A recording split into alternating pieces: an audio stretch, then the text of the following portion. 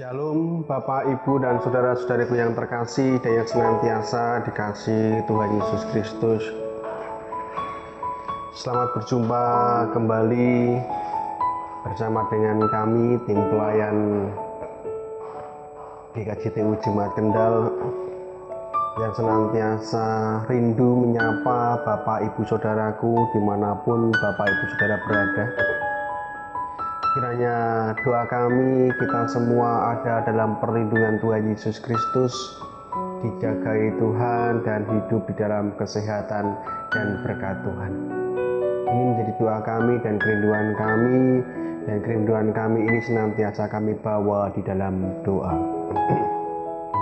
Bapak, Ibu, dan saudaraku yang terkasih, saat ini kita akan bersama-sama kembali menggumuli sabda firman Tuhan yang akan terus menguatkan kita sebagai anak-anak Tuhan yang terus hidup di jalan Tuhan, terus setia kepada Tuhan, dan salah satunya adalah kita semua yang saat ini menjadi pribadi-pribadi Kristiani yang sejati, yang bukan hanya sekedar Kristen biasa, tetapi memiliki sebuah nilai-nilai kekristenan dan pribadi Yesus benar-benar kita hidupkan dalam kehidupan kita sehari-hari sesuai dengan teladannya. Bapak, Ibu, Saudaraku, dan pribadi-pribadi yang mengasihi Tuhan Yesus Kristus dimanapun saudara berada, sebelum kita akan mendengar sabda firman Tuhan pada saat ini, kita akan kembali berdoa. Dan malam hari ini kita akan berdoa dengan keteduhan hati kita, dengan fokus pada Yesus Kristus, sehingga saat ini, hari ini, kita mendapatkan ketenangan sebelum kita mendengar sabda firman Tuhan. Saya ajak kita bersama-sama berdoa. Tuhan, Engkau Allah yang adil dalam hidup kami, Engkau yang terus memahami kondisi kami dan tidak pernah kami Kau tinggalkan. Allah yang besar itu terus menjadi pribadi yang hidup di dalam kehidupan kami, pribadi yang mengasihi kami, memperhatikan kehidupan kami.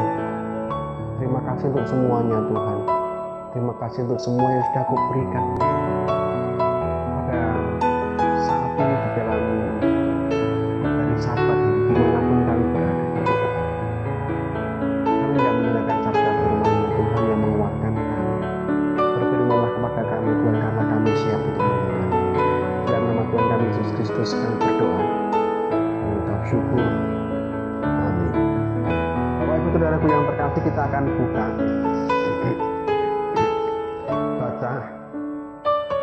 Hagai 1 ayat 1 sampai ayat yang ke-14. Sekali lagi kita akan buka kitab kita Hagai 1 ayat 1 sampai yang ke-14. Demikian bunyi firman Tuhan. Pada tahun yang kedua zaman Raja Darius, dalam bulan yang ke-6, pada hari pertama bulan itu, datanglah firman Tuhan dengan perantara Nabi Hagai kepada Zerubabel bin Shealtiel, Bupati Yehuda, dan kepada Yosua bin Yosadak, Imam besar, bunyinya. Beginilah firman Tuhan semesta alam. Bangsa ini berkata, sekarang belum tiba waktunya untuk membangun kembali rumah Tuhan. Maka datanglah firman Tuhan dengan perantara Nabi Hagai, bunyinya, apakah sudah tiba waktunya bagi kamu untuk mendiami rumah-rumahmu yang dipapani dengan baik, sedang rumah ini tetap menjadi reruntuhan? Sebab itu, beginilah firman Tuhan semesta alam, perhatikanlah keadaanmu. Kamu menabur banyak, tetapi membawa pulang hasil sedikit. Kamu makan, tetapi tidak sampai kenyang. Kamu minum, tetapi tidak sampai puas. Kamu berpakaian, tetapi badanmu tidak sampai panas.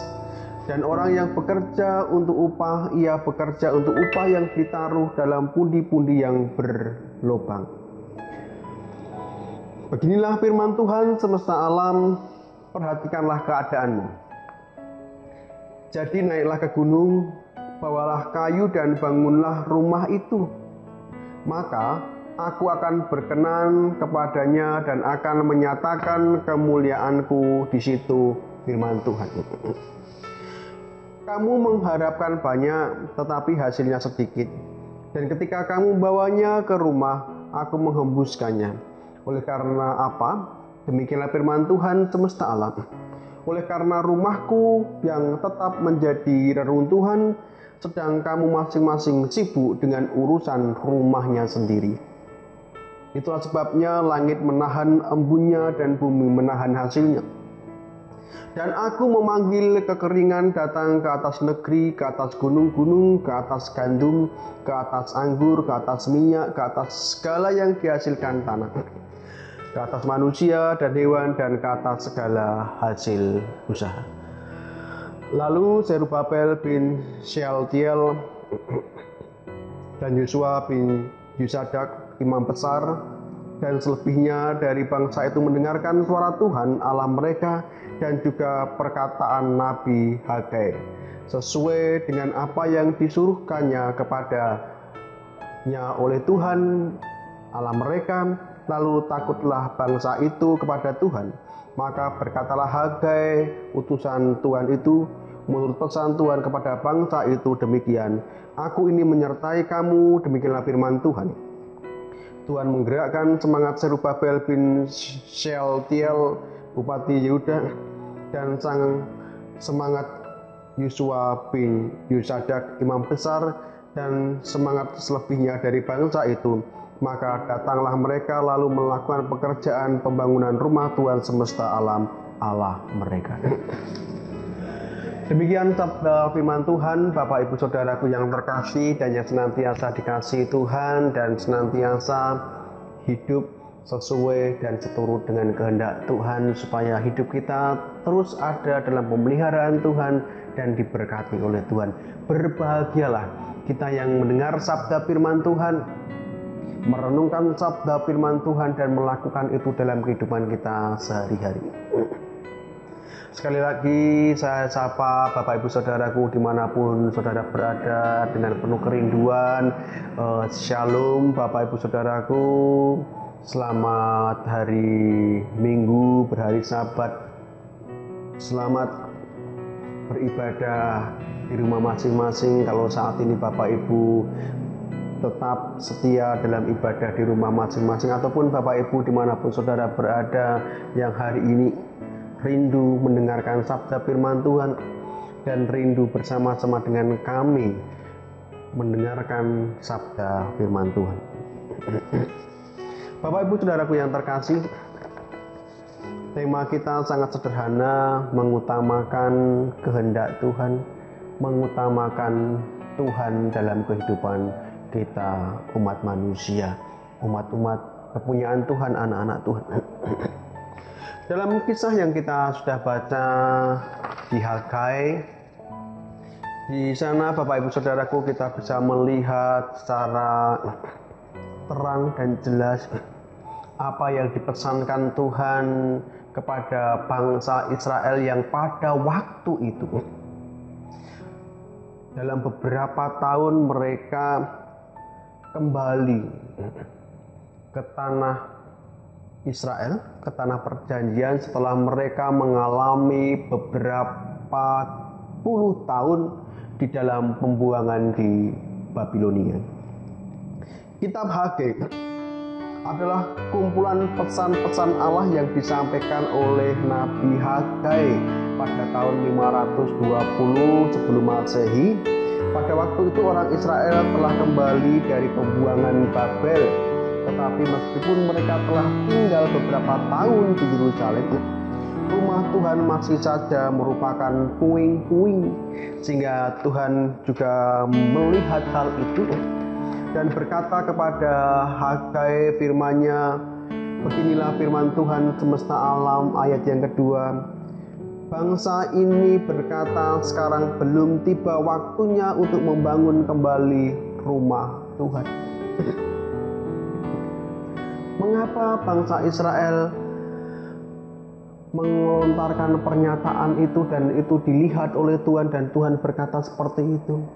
Ada satu pemahaman, mungkin mereka sedang memperbaiki kehidupan sosial mereka, ekonomi mereka, membangun kehidupan seharian mereka, melupakan sebuah hal yang penting dalam membangun bait Allah, rumah Tuhan. Ada satu pemahaman lagi, mungkin mereka jenuh dengan banyaknya pertentangan, rintangan, tantangan, dan lain sebagainya di dalam keinginan mereka untuk membangun rumah Tuhan.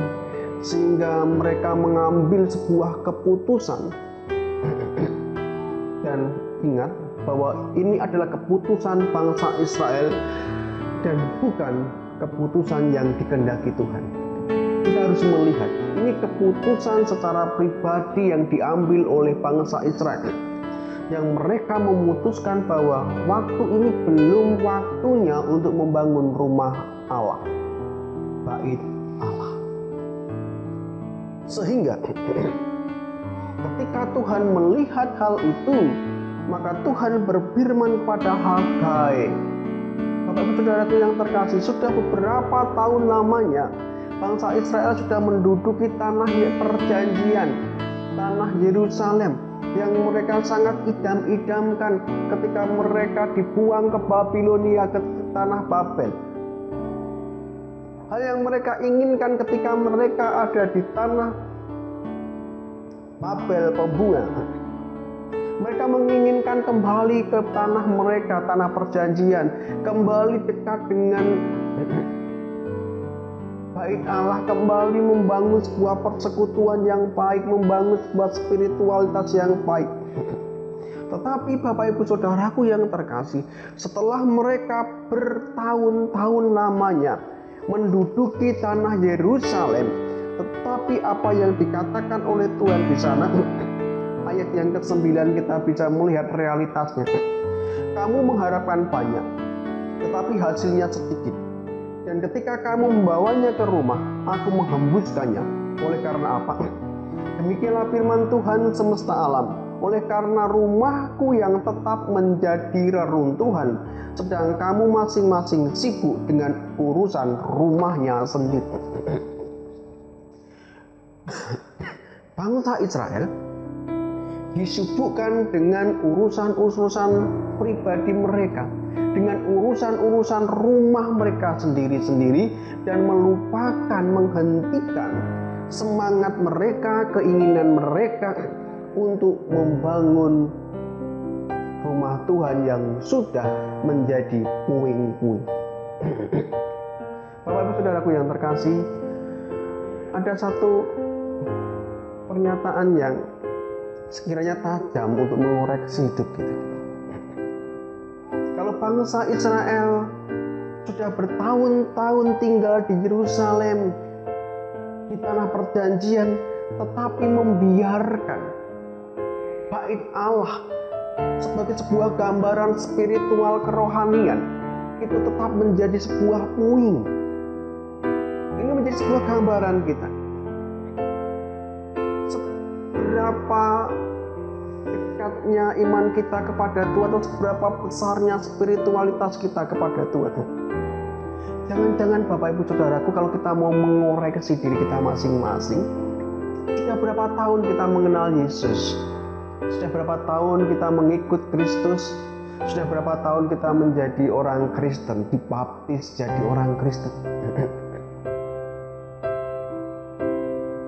Dan menjadi sebuah koreksi, apakah kita sama dengan bangsa Israel yang sudah bertahun-tahun hidup di tanah perjanjian dan kembali ke tanah yang mereka sangat idam-idamkan, Yerusalem, tetapi tetap membiarkan bait Allah sebagai pusat kerohanian itu tetap menjadi puing. Demikian juga kita sudah Sudah berapa tahun kita menjadi orang Kristen? Apakah kita sudah benar-benar membangun rumah Tuhan itu dalam kehidupan kita? Rumah rohani Tuhan itu dalam kehidupan kita? Jangan-jangan kita sudah menjadi orang Kristen bertahun-tahun, tetapi spiritualitas kita, kerohanian yang hancur, yang masih seperti puing-puing. Ini sebuah teguran bagi kita juga. Bukan hanya bagi bangsa Israel, bagi kita secara pribadi.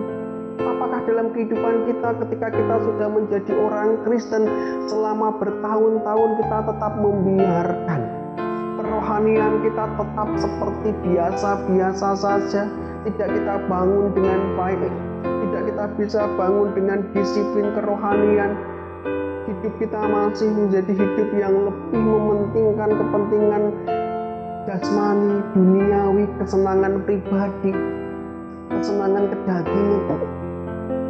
Sedangkan kebutuhan rohani kita, kebutuhan jiwa kita, kebutuhan spiritual kita abaikan dan menjadi puing-puing yang tidak ada harganya.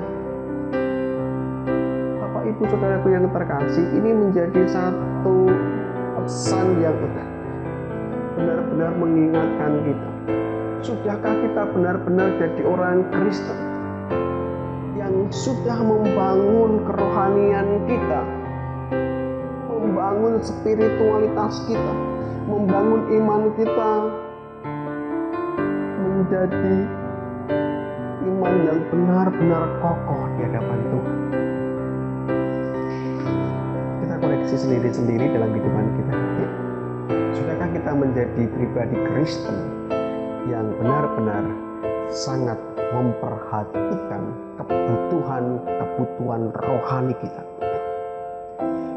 Kita jadi pribadi Kristen yang benar-benar sudah membangun bukan hanya sekedar rumah Tuhan yang saat ini tampak, tetapi rumah Tuhan yang ada dalam diri kita, hati kita sebagai bait suci.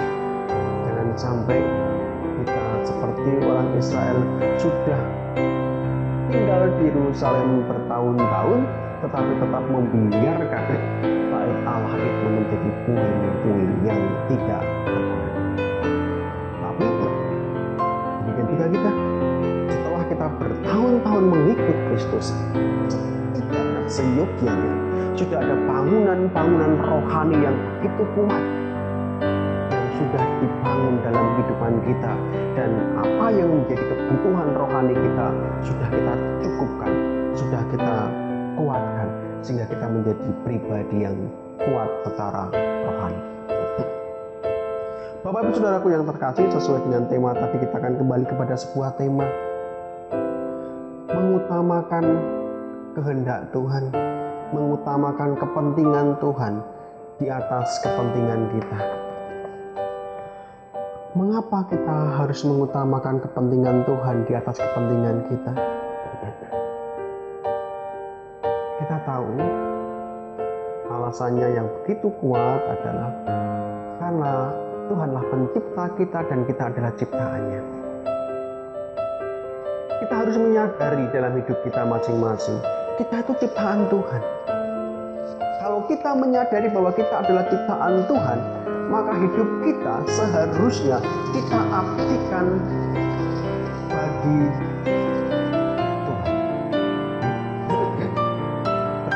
menyadari bahwa kita adalah ciptaan Tuhan, maka hidup kita seharusnya sebagai hidup yang mengabdi, menghamba untuk kepentingan Tuhan, untuk kehendak Tuhan, untuk kemuliaan nama Tuhan. Maka ini disindir oleh Nabi Hagai sesuai dengan firman Tuhan, bahwa engkau menempati sebuah rumah, engkau menempati sebuah rumah yang baik, sedangkan rumah itu, rumahku, bait Allah, masih berbentuk puing-puing. Engkau lebih mementingkan sesuatu untuk kepentinganmu sendiri di atas apa yang dikehendaki Tuhan, kepentingan Tuhan, maka Tuhan katakan, dengan apa yang engkau kerjakan hari ini, engkau bisa melihat kondisi keadaanmu. Firman Tuhan katakan sampai 2 kali di ayat yang ketiga, ketiga. Maka firman Tuhan, beginilah firman Tuhan semesta alam.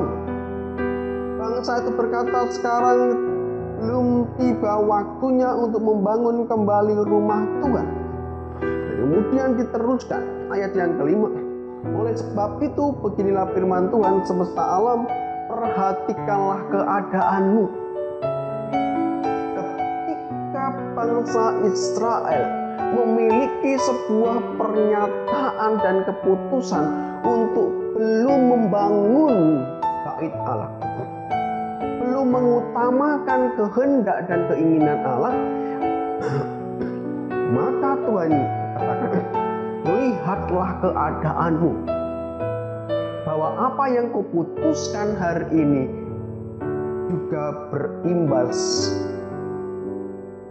apa yang engkau alami hari ini. Sampai 2 kali Tuhan mengatakan juga.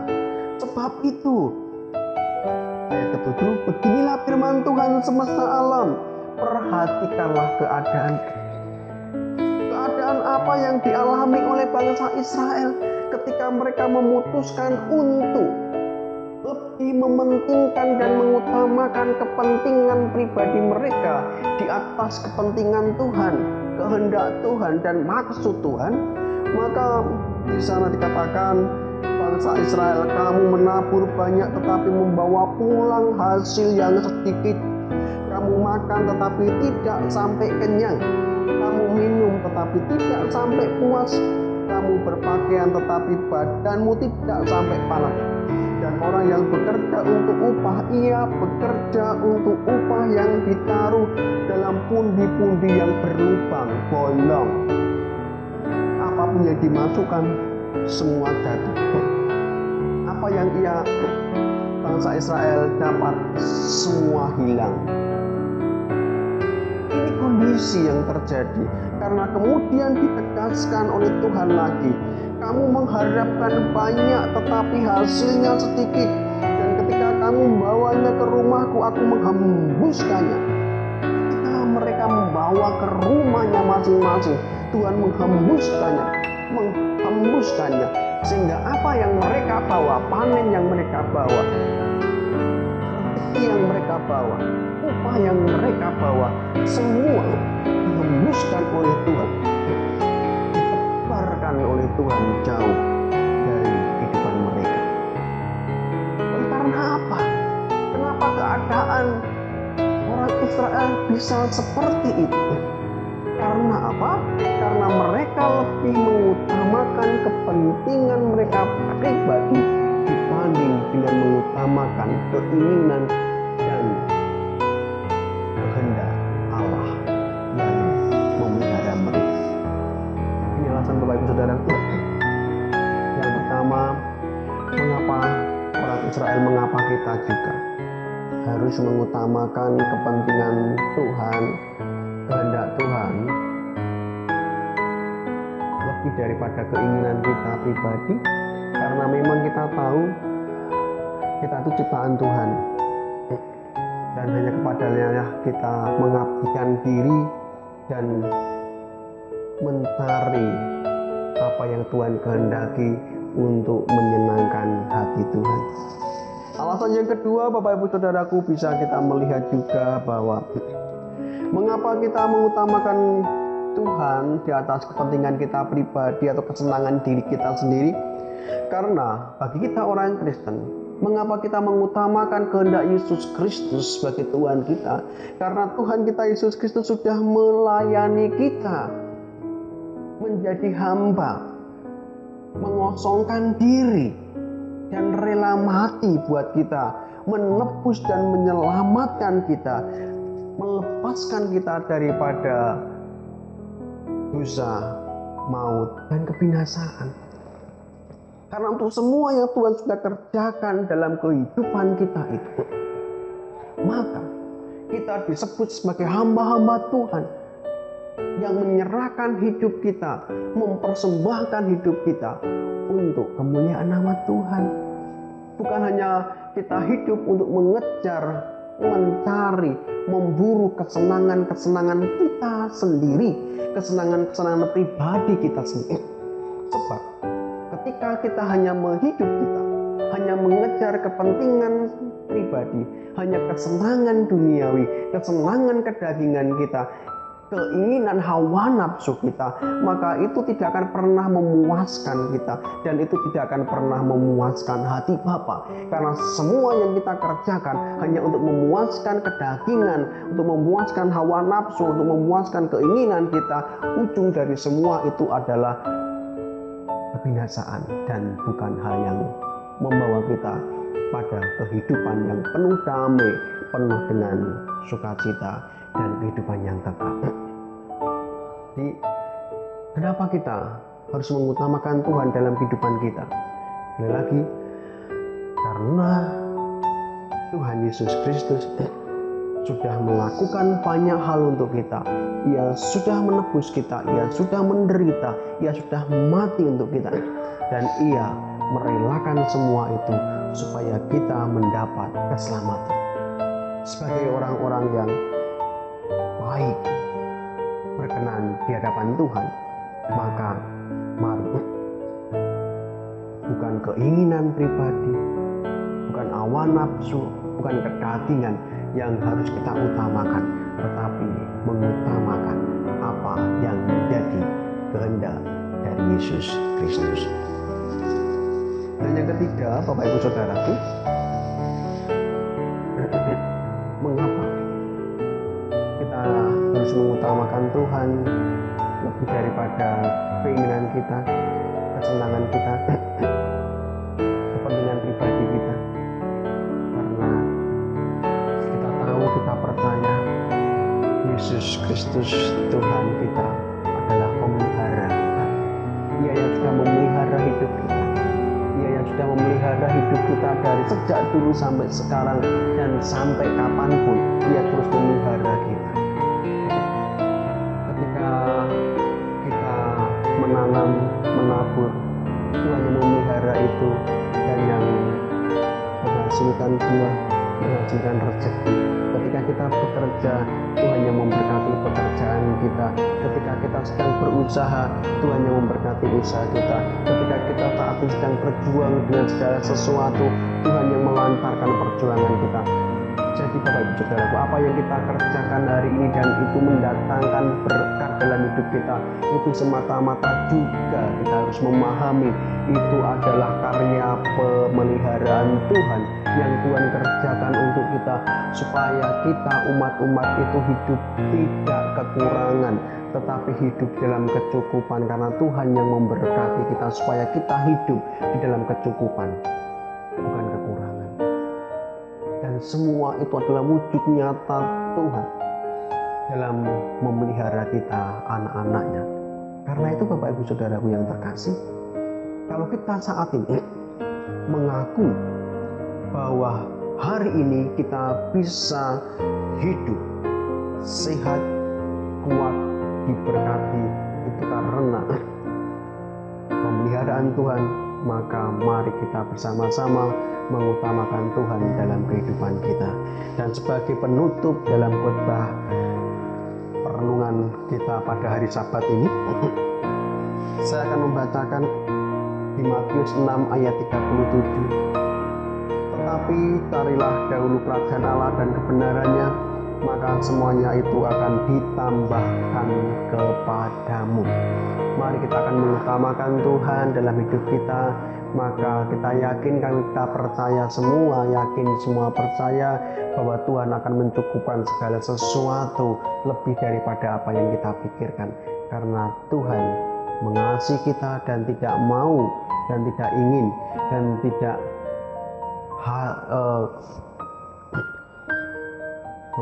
membiarkan, tidak tega membiarkan, istilahnya kita hidup dalam penderitaan. Tuhan mengasihi kita, Tuhan menyayangi kita, Tuhan yang memelihara kita. Karena itu terus mari utamakan Tuhan dalam hidup kita. Amin. Kita akan berdoa. Tuhan kami Yesus Kristus, kami mengucap syukur dan berterima kasih atas setiap karunia dan anugerah dari Engkau, sehingga saat ini kami kembali menikmati sabda firman Tuhan. Dan dari sabda firman Tuhan kami mengingat akan bagaimana kami harus mengutamakan Engkau dalam kehidupan kami, Tuhan, sehingga kami mendapatkan ketentraman, kami mendapatkan pemeliharaan dari Engkau. Ketika kami mengutamakan Engkau dan membangun rumah-rumah-Mu di dalam hati kami masing-masing, untuk kehidupan kerohanian kami semakin baik, Engkau yang memberkati kami. Ini doa kami, Tuhan.